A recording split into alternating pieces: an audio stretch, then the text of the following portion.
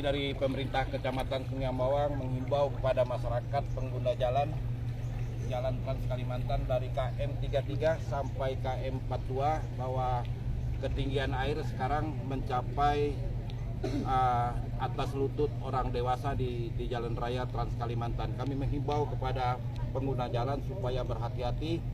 Kalau seandainya tidak ada keperluan penting, harapan kami supaya tidak turun ke jalan dengan menggunakan roda 4 ataupun roda 2. Kemudian kita juga menyampaikan kepada masyarakat yang di daerah kabupaten lain supaya menggunakan jalan alternatif melalui Ngabang ataupun Sungai Pinju.